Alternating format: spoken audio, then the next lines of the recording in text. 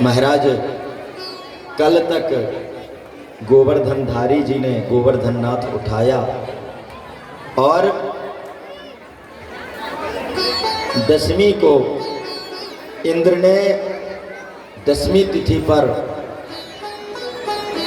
गोविंद जी को पद से अभिषिक्त करके गोविंद नाम दे करके कन्हैया का और क्षमा प्रार्थना की और क्षमा मांग करके गोविंद से क्षमा लेकर के इंद्र वापस गए। अगले दिन एकादशी का दिन आ गया और एकादशी नंद बाबा व्रत रहते हैं। यहाँ एकादशी महात्म्य भी जानने की आवश्यकता है कि एकादशी का व्रत क्यों रहना चाहिए। नंद बाबा एकादशी व्रत रहते हैं और इसलिए कि एकादश्याम निराहारा संभव्यर्च जनार्दनम स्नातुं नंदस्तु कालिंद्या द्वादश्याम जलमाविशत।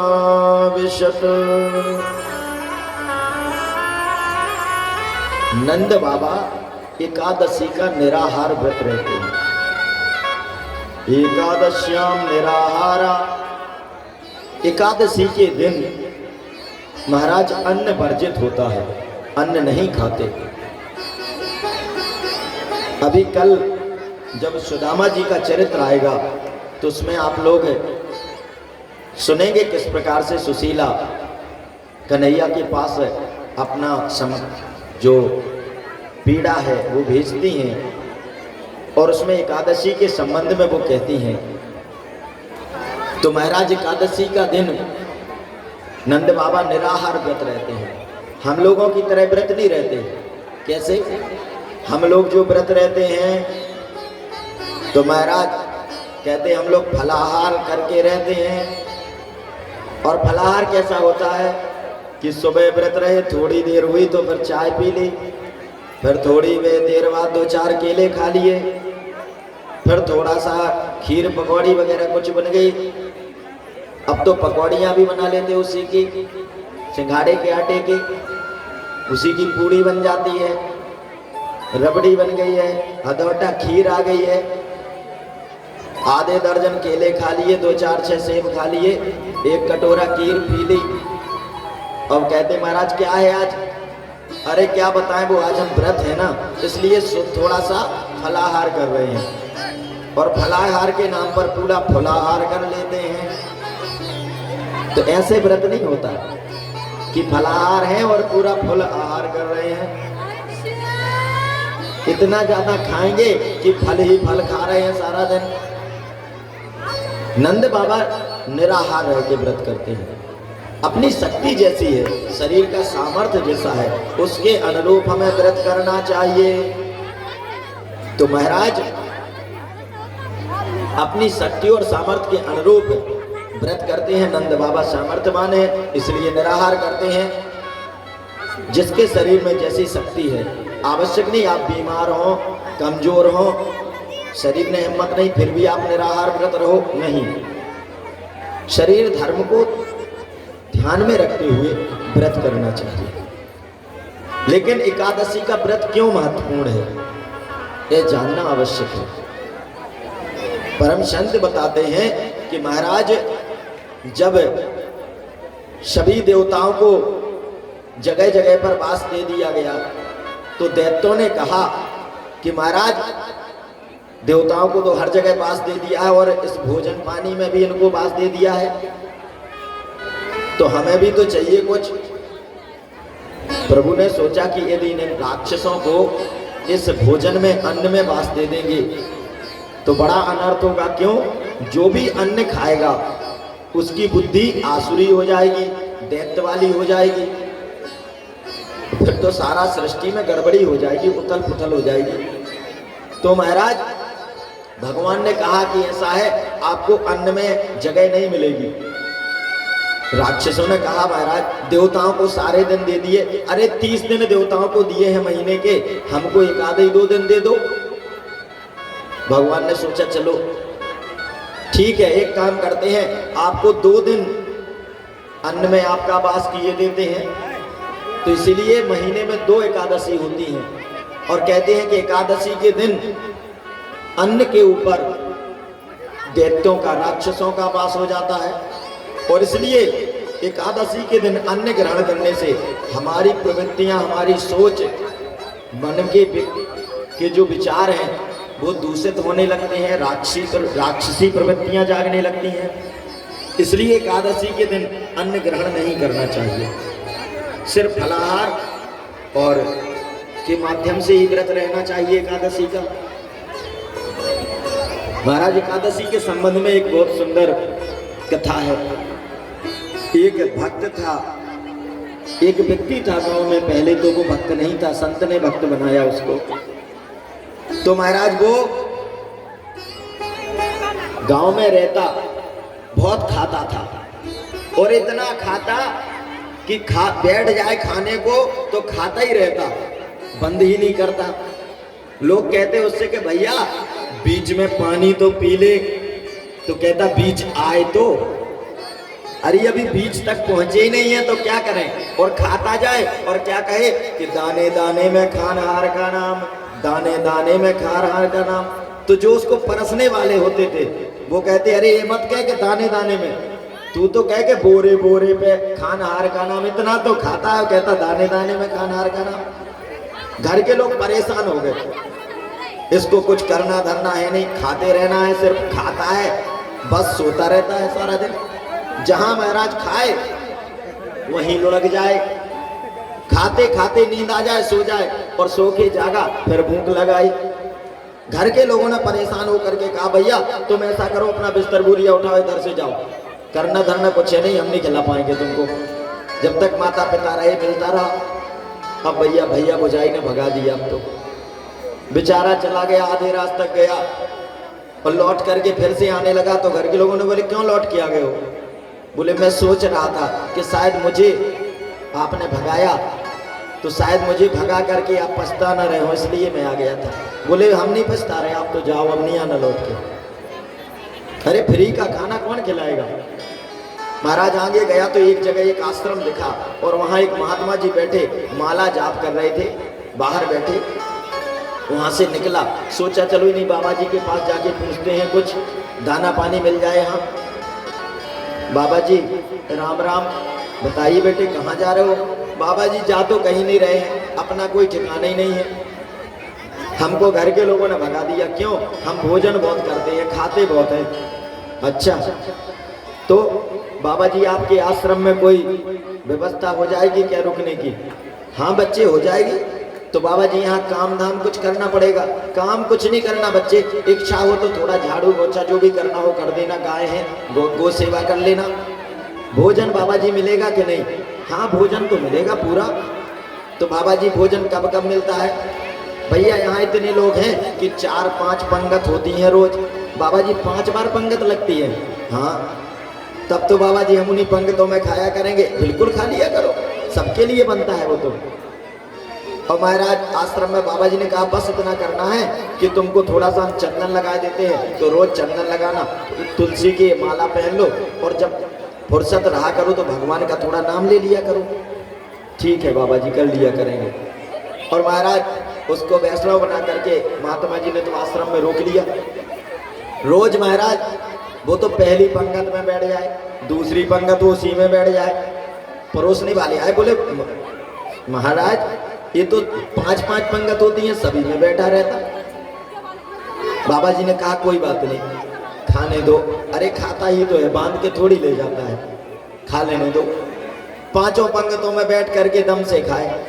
एक दिन तो महाराज क्या हुआ कि सुबह से वो इधर उधर ढूंढता फिर रहा सब जगह। जो खाना बनाने वाले रसोईया थे वो सब बैठे अपने नहा धो के पूजा में लगे, कहीं चूल्हा ही नहीं परचा। अब तो उसका दिमाग खराब, कह रहा हे भगवान आज क्या हो रहा? बोले क्यों भैया आज आश्रम में हड़ताल है क्या? खाना आना कुछ नहीं बनना। और महात्मा जी के पास गया, बाबा जी क्या हो गया? ये तुम्हारे चेले वगैरह आज कुछ नहीं कर रहे, हड़िया दवा तक नहीं दिख रहा। आज तो आज पेट पूजा नहीं होगी क्या? महात्मा जी ने कहा बेटा हम बताना भूल गए थे, आज एकादशी है, और एकादशी इसलिए आज तो अन्न बनना ही नहीं है। महात्मा जी तब तो बड़ी आफत हो गई, क्यों? हम तो आज ही भर के होंगे, हम तो कल द्वादशी देख ही नहीं पाएंगे। बेटा इतनी भूख लगती है? बिल्कुल महाराज, 5-5 पंगत में खाते हो और आज एक दाना नहीं मिलेगा तो हमारी तो हालत खराब हो जाएगी, हम तो शाम तक मुश्किल टिके।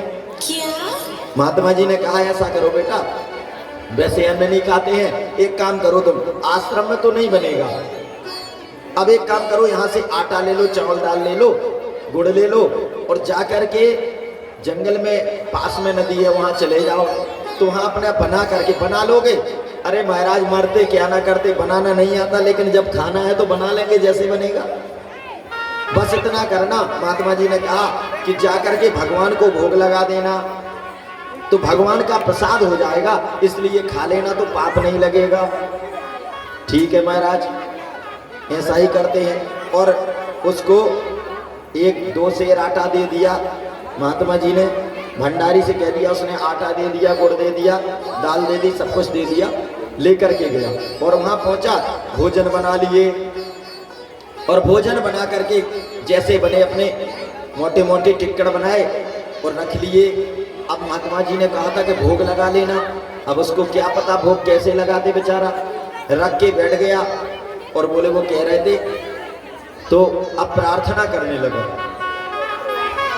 कह रहा भोग लगा लो कि राजा राम आइए, सीता राम आइए, मेरे भोजन का भोग लगाइए, राजा राम आइए, प्रभु राम आइए, मेरे भोजन का भोग लगाइए, प्रभु राम आइए, राजा राम आइए, मेरे भोजन का भोग लगाइए। और महाराज बड़े सच्चे हृदय से उसने पुकारना शुरू किया कि महाराज थोड़ी ही देर में उधर से रामचंद्र जी सीता जी के साथ पधार गए। और जैसे ही महाराज सामने आए कि वो तो देख करके उसका दिमाग घूम गया, कह रहे हे भगवान, बाबा जी कह रहे थे भोग लगाना, एक को बुलाया 2 आ गए, ये ज्यादा नहीं तो आधी एकादशी तो हमारी करा ही देंगे, अरे हमें एक को खिलाना था, ये 2 खा के जाएंगे। और इस प्रकार से महाराज हालत ये हुई कि उन्होंने, मैया सीता ने और राम जी ने प्रसाद पाया और उसने पाया, वापस आ गए। अब महाराज बाकी दिन हुए, अगली बार फिर से एकादशी आ गई। एकादशी जैसे ही आई तो भक्त बोला बाबा जी, बातबा जी अपने भंडारी से कह दो कि थोड़ा आटा बढ़वा दे। क्यों? अरे वहाँ 2-2 भगवान आते हैं, एक को बुलाओ, 2 आ गए थे, तो हमको आधा पेट ही मिला था खाने को। महात्मा जी को लगा शायद भूखा रहा होगा, इसलिए मांग रहा। बोले ठीक है भंडारी से थोड़ा इसको 5 सेर आटा दे देना आज, कोई बात नहीं। अब उसको तो 5 सेर आटा दे दिया महाराज, फिर से पहुंचा, भोजन बनाए रखे और प्रार्थना करने लगा। फिर से वही भोजन रखा कि राजा राम आइए, सीता राम आइए, मेरे भोजन का भोग लगाइए, राजा राम आइए, सीता राम आइए, मेरे भोजन का भोग लगाइए, मेरे भोजन का भोग लगाइए, मेरे भोजन का भोग लगाइए। और महाराज जैसे ही प्रार्थना की कि अब की बार तो 3 लोग पधार गए, राम वाम दिस जानकी, लछन दाहिनी और लखन दाहिनी। कह रहा यार ये क्या मामला है, एक को बुलाओ 2 आते हैं, 2 को बुलाओ 3 आ जाते। सीताराम जी को बुलाया, एक साथ में लेके आ गए। कह रहा भगवान एक बात बताओ, ये कौन है तुम्हारे साथ? भगवान ने कहा हमारे भैया है, सगे वाले हैं, बिल्कुल परिवार के हैं या कहीं रिश्ते नाते के? बोले नहीं सगे, हमारे भैया है, एक ही पिता के हम लोग हैं। लग नहीं रहे, आप गोरे हैं, ये काले हैं, आपका स्वभाव बड़ा सीधा है, ये बड़े तेज तर्रार दिख रहे हैं, लगता नहीं जैसे आपके भैया हो। प्रभु राम ने कहा चलो कोई बात नहीं, हमारे भैया हैं, मान लो, विश्वास कर लो, ठीक है। तो अब इस बार भी मतलब हम इतना आटा लाए थे, हमको भूखे ही रखना है तुमको, ठीक है। भगवान से कह रहा सीधे, बड़ा सीधा सच्चा भक्त है। भगवान कह रहे देखो भाई तुम बुलाते हो तो अब आ गए हैं हम, अब भैया आ गए साथ में तो क्या करें, ठीक है खा लो, वैसे आप अच्छे लगते हैं, खा लो कोई बात नहीं, हमारा तो पेट वैसे ही आधा भरेगा, कोई बात नहीं। और महाराज भोजन करा देता है, फिर जाता है महात्मा से, कहता है महात्मा जी अब की बार एकादशी आती है, कहता अब की बार 10 किलो आटा बांध दो। महात्मा जी कह रहे पागल है क्या, हर बार कहता, कह रहा वहां पे 2 को बुलाया 3 आ गए थे भगवान। महात्मा जी बोले ऐसे कहीं होता है। और महाराज अगली बार गया और जैसे पुकारा तो उस बार तो साथ में हनुमान जी महाराज को भी पूरा राम दरबार लेके आ गए। अब इसने क्या किया, बोले इसने देखा जब भोजन नहीं बनाया, बोले हर बार मैं भोजन बनाता हूं और खाने को वो आ जाते हैं, तो बोले अब की बार अपने को बनाना ही नहीं है, आटा दाल चावल सब कुछ रख लिया और बैठ करके बुलाने लगा, पुकार करने लगा कि प्रभु आ करके भोग लगाओ। महात्मा जी ने कहा चलो देखते हैं, इतना सारा आटा लेके जाता है, बेचने लगा क्या। महात्मा जी गए पीछे पेड़ में छुप गए, उन्होंने देखा कि सारा सामान सामने रखा है और वो तो जुटा प्रार्थना करने, राजा राम आइए, प्रभु राम आइए, मेरे भोजन का भोग लगाइए। राजा राम आइए, प्रभु राम आइए, मेरे भोजन का भोग लगाइए। सीता राम आइए, लक्ष्मण साथ लाइए, मेरे भोजन का भोग लगाइए, मेरे भोजन का भोग लगाइए। और महाराज इस प्रकार से वो तो प्रार्थना करने लगा, सबको लाइए बोले, और भगवान आ गए महाराज।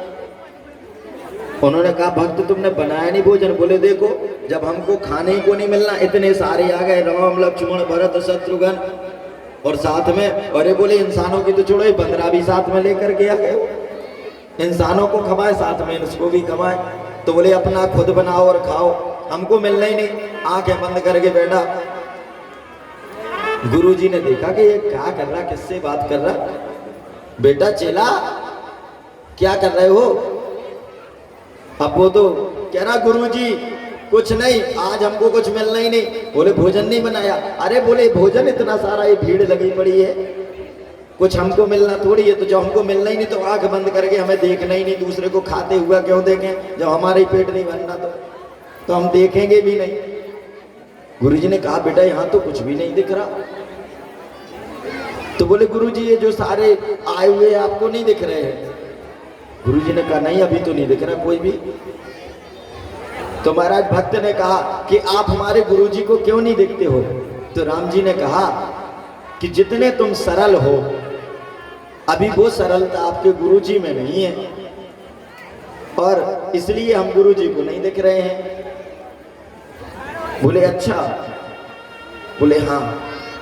भक्त ने कह दिया गुरुजी से कि गुरुजी वो कह रहे हैं कि जितने सरल हो तुम उतने सरल गुरुजी नहीं, इसलिए गुरुजी को दर्शन नहीं दे रहे हैं। और जैसे ये शब्द भक्त के सुने गुरुजी ने कि महाराज गुरुजी का तो हृदय द्रवित हो गया, और उस पीड़ा से, विरह वेदना से गुरुजी द्रवित हुए कि उनका हृदय जहाँ पवित्र हुआ, निर्मल हुआ, उनके मन में था कि शायद शिष्य बेच रहा है, और उसकी शिष्य की सरलता की वजह से शिष्य को तो भगवान के दर्शन मिले, साथ ही साथ उन्होंने कहा आप हमारे गुरुजी को भी दिखिए। तो गुरुजी को भी साक्षात समस्त राम दरबार के दर्शन हो गए। बोलिए राजा राम सरकार की। और जो भी सरल हैं, महाराज कहते हैं कि जो सरल हैं, साराला 3 शब्द होते हैं सरल में।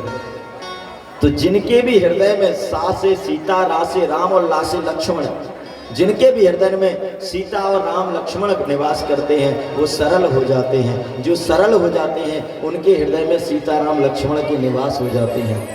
ऐसे वो प्यारे हैं। तो महाराज एकादशी का व्रत हुआ उसे शिष्य का और शिष्य गुरु दोनों का कल्याण हो गया। इसलिए यदि शिष्य निश्चल भाव से है तो शिष्य का और गुरु का कल्याण होगा, और यदि गुरु निश्चल भाव का है तो अपने शिष्यों का भी कल्याण कर देगा। गुरु तारणहार है, गुरु पालनहार है। इसलिए परम शिष्य शिष्यों को भी चाहिए कि हम ऐसे गुरु का सानिध्य लें जहाँ से हमें सन्मार्ग मिले, सुखद रास्ता मिले और हमारे जीवन का कल्याण हो। तो इस प्रकार महाराज एकादशी का व्रत हम सभी को रखना परमावश्यक है। जीवन में धन धान्य और संपत्ति की वृद्धि होती है एकादशी व्रत से। तो महाराज नंद बाबा तो एकादशी व्रत हैं और रात्रि में विश्राम किया नंद बाबा ने। तो अगले दिन द्वादशी के दिन रात्रि में धोखा हो गया, उन्हें अंदाजा नहीं लगा कि लगा शायद ब्रह्म मुहूर्त हो गया है, और मध्य रात्रि में ही आधी रात में उठ करके और जाकर के कालिंदी में स्नान के लिए पहुंच गए हैं।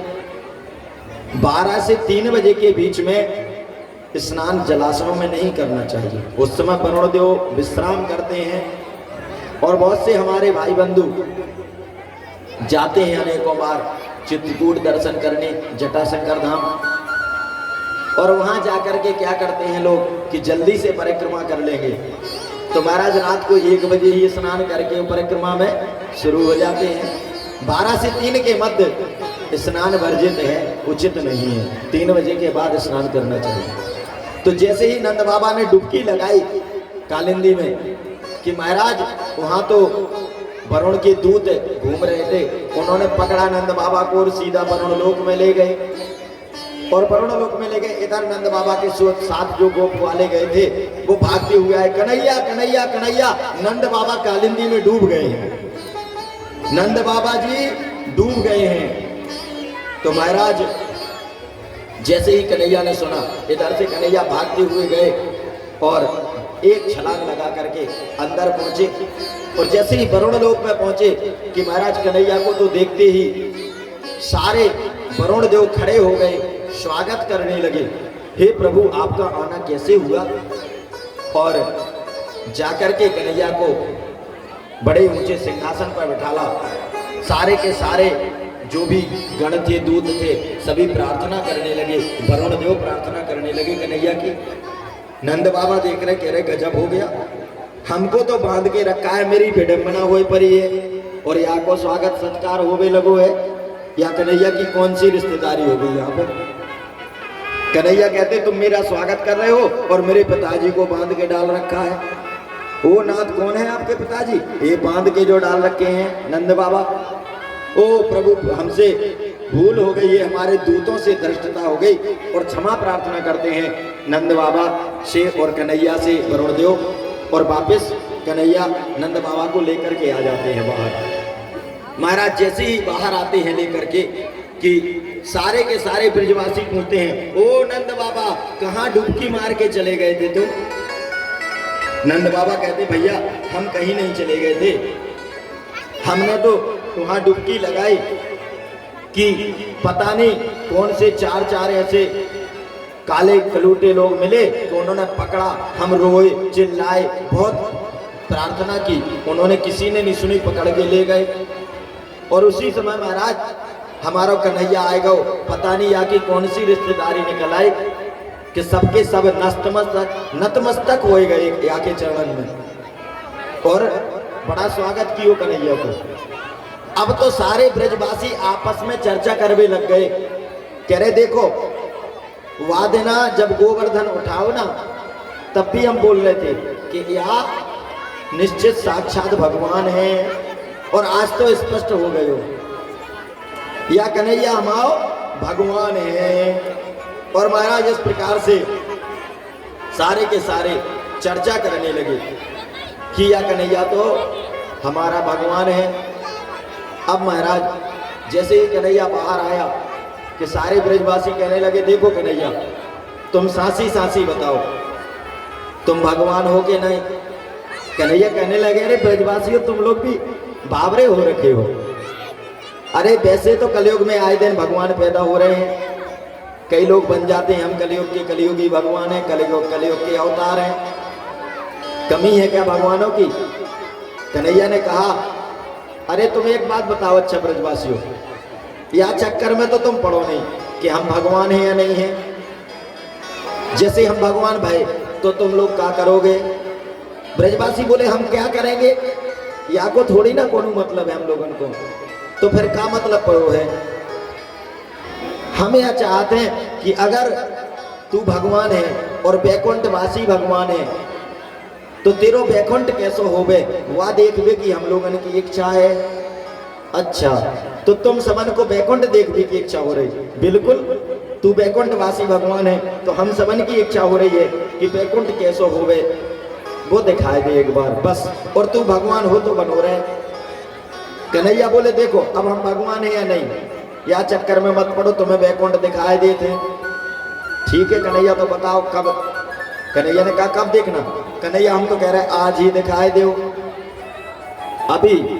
कन्हैया कहना ठीक है, जाकर के सबको ब्रजवासियों को ले जाते हैं ब्रह्मकुंड पर और कहते सुनो जिन जिन को वैकुंठ देखना होए तो जाकर के वैकुंठ जिन जिन को देखना होवे तो वहां उस वैकुंठ में इस ब्रह्मकुंड में कूद जाओ, इस ब्रह्मकुंड में कूद जाओ तो वैकुंठ दिख जाएगो। कन्हैया से कहने लगे ब्रजवासी कि महाराज कन्हैया देख हम ते हासी मत करियो, हम यहाँ कुंड में कूद गए हैं। हाँ तो कूद जाओ ना। तो कन्हैया या कुंड में कूदने से वैकुंठ पहुंच जाएंगे? अरे या कुंड में कूदेंगे तो वैसे ही वैकुंठ चले जाएंगे। तो कन्हैया या कुंड में हम कूदे, हासी मत करियो, या कुंड में कूदेंगे वो वैकुंठ में पहुंच जाएंगे। कन्हैया ने कहा हाँ तो एक बात और बता दो, हम वैकुंठ में कूद जाएंगे तो वापस आएंगे या नहीं आएंगे? कन्हैया ने कहा कि अरे तुम चिंता काहे की बात की कर रहे हो, आप वहां से वापस आओगे, अब मैं खुद चलूंगा ना साथ में। ओ कन्हैया तू साथ में चलेगो? अगर तू साथ में चलेगो तो फिर कौन सी बात की चिंता है। और तुरंत ब्रजवासियों ने लगा दी डुबकी ब्रह्मकुंड में और पहुंच गए वैकुंठ में, और धमाधम करके सारे के सारे ब्रजवासी दे धमाधम वैकुंठ में पहुंच गए, कूद गए ब्रह्मकुंड में। महाराज कि इस प्रकार से महाराज वहां वैकुंठ में देखा जाकर के कि वहां हजार धन वाले शेषनाग के ऊपर बैठे हुए हैं कन्हैया, बड़े ऊंचे सिंहासन पर, और बड़े बड़े लोग लाइन लगा के खड़े हुए हैं। ओ भैया अपना कन्हैया नहीं दिख रहा अभी। वहां जो लोग थे उनसे कहने लगे कि भैया जी राम राम। तो तभी उन्होंने कहा मौना मास्ताम चुप। इशारा किया वहां पार्षदों ने, चुप हो गए। बोले भैया आते को राम ही राम ना करवे एक दूसरे से, बड़ा कठिन काम है। कुछ नहीं ढूंढते रहे, बोले अपना कन्हैया नहीं दिख रहा हो। तभी एक ग्वाले की नजर पड़ी, ओ वहां जाके हजार फन्नांग वाले शेषनाग पे बैठ गए। ओ भैया की भी लीला बड़ी है जब। और एक खड़े रहे चुपचाप और देखा, बोले देखो देखो वो चार चार हाथ वाले आ रहे हैं स्वागत करने के लिए। ओह तब तक बोले चार चार मुख वाले भी आ रहे हैं। क्यों? क्योंकि वैकुंठवासी के यहाँ पर तो शेष महेश गणेश दिनेश हो जाए निरंतर ध्यावे, ये सभी लाइन लगा करके शेष महेश गणेश सुरेश लाइन लगा के आते हैं। महाराज ये सब देखते रहे चमत्कार। अब तो ब्रजवासी जब बहुत देर हो गई तो उसके पश्चात महाराज विचार करने लगे कि अब बाहर चला जाए, यहाँ कोई कहते राम ही राम ना करे, कोई से बोला चाली ना हो पावर, या कन्हैया बैठो इतने दूर और ये पार्षद जाने नहीं दे रहे हैं पास में, और कन्हैया भी एक भी बार पलट के अपनी तरफ देख भी नहीं रहा है। अब क्या करें? तो महाराज जैसे ही विचार किया कि तुरंत सारे के सारे ब्रजवासी बाहर आ गए, और जैसे ही कन्हैया को देखा बाहर के सारे लिपट गए कन्हैया से। हे कन्हैया, गजब हो गए हो, बड़ो अद्भुत बैकुंठ देखो, बड़ो निराला बैकुंठ देखो कन्हैया। तो एक बात बताओ, बैकुंठ में तुमन को आनंद आओ या नहीं आयो? कन्हैया एक बात पूछें, कहें हाँ बताओ, तो मेरी बात को बुरा तो नहीं मानेगो? नहीं मानेंगे? बताओ। तो कन्हैया बैकुंठ थोड़ा बड़ो जोरदार है, बैकुंठ जोरदार तो है, लेकिन हमन को नेक सो आनंद नहीं आयो। हो भैया, कौन सी कसर पड़ गई? आनंद का ही नहीं आओ तुम लोगन को? देख कन्हैया, बुरा मत मानियो, यहाँ से आनंद नहीं आयो तुम्हारे बैकुंठ में, कि वहां पहली चीज तो कोई गाँव से राम राम ना करे। दूसरी बात, हमन ने सोची कि थोड़ी कन्हैया के पास तक पहुंच जाए, तो तेरे वो खड़े हुए जो पार्षद थे उन्होंने रोक दिया, कोई आगे तक नहीं बढ़ने दिया। और वहां पे मिलबो तेरे थे इतना आसान नहीं, बड़ा कठिन काम है। और यहाँ पे तो कन्हैया तेरे साथ हम खेल रहे हैं, खाए रहे हैं, जब कभी मन होता है तो तेरे को घोड़ा बनाए लेते हैं, तो कन्हैया यहाँ तेरे साथ रहते हैं। तो कन्हैया या वजह से हमन को ये बैकुंठ से अच्छो तो हमारो लाख गुना या ब्रज धाम वृंदावन है, और इसीलिए ब्रज के जो रसिक हैं वो बैकुंठ धाम भी नहीं चाहते। क्यों? क्योंकि प्रभु का बैकुंठ धाम जो है वो उनका, जैसे कोई जज साहब हैं, और जज साहब अपने न्यायालय में हैं, पद पर हैं, सुप्रीम कोर्ट के जज साहब हैं, और यदि आप वहाँ उनसे मिलने जाओगे तो महाराज वहाँ पर उनके प्रोटोकॉल नियम होते हैं, ऐसे आप मिल नहीं सकते हैं, जेड सुरक्षा होगी, तमाम पुलिस लगी होगी, आपका मिलना मुश्किल होगा, आप बात भी नहीं कर पाएंगे, वहाँ दूर बैठे यहाँ से खड़े खड़े देखेंगे दूर से। और जब उन्हीं जज साहब से आपका कहीं से दूर से संबंध बना लो, कोई रिश्तेदारी निकाल लो और घर पे मिलने जाओ, तब क्या होगा महाराज? उन्हीं जज साहब से जो वहाँ मिलने के लिए पर्ची भेजी फिर भी मिले नहीं, अनुमति ही नहीं मिली, आज्ञा लो, वही जज साहब जिनसे रिश्तेदारी फिर निकाल ली, बना ली, तो महाराज घर पे गए, और घर पे गए तो पता चला कि जज साहब के नाती पोते जज साहब के ऊपर बैठे, जज साहब घोड़ा बने हुए हैं। भैया जज साहब कहाँ हैं? वो नाती पोतों के साथ खेल रहे हैं, और नाती पोतों के भी कोई भाई नहीं। क्यों? उनके लिए जज साहब थोड़ी है, उनके दादाजी हैं, उनके नाना जी हैं, उनके लिए तो आसान है। तो इसलिए घर में तो वो अपने घर में जब होते हैं तो वहाँ कोई अधिकारी पना थोड़ी होता है, अधिकारी का रौब थोड़ी घर में दिखाते हैं, ऑफिस में अधिकारी होते हैं। तो कन्हैया जब बैकुंठ में होते हैं तो वहाँ बैकुंठाधीश हैं, तो वहाँ की मर्यादाएं अलग हैं। और जब वही कन्हैया रूप लेकर के यहाँ ब्रज भूमि पर आ जाता है, भरत भूमि में आता है, तो वही कन्हैया समस्त ब्रजवासियों से, ब्रजांगना ब्रज बामनाओं से सबका उसका संबंध हो जाता है। और जब रिश्तेदारी हो गई तो इसलिए गोप वाले उनको भान ही नहीं, इस बात का भान ही नहीं है कि इतने बड़े वाले बैकुंठवासी हैं, इतने बड़े ईश्वर हैं, ये सर्वेश्वर हैं। उनके लिए तो वही प्यारा कन्हैया है, साथ में खेलने खाने वाला, इतना सरल, इतना सहज और इतना सुंदर स्वरूप, इतना सहजता से मिलने वाला कहीं दूसरी जगह अन्यत्र नहीं मिलते हैं कन्हैया। बैकुंठवासी को तो उपासना करोगे बड़ी कठिन है, लेकिन ब्रज भूमि में जो जन्म लिया है प्यारे ने, इतनी सरलता, इतनी सहजता किसी भी रूप में नहीं। कितनी सरलता है कि ताय अहीर की छोहरियां छचिया भर छाछ पे नाच नचावे।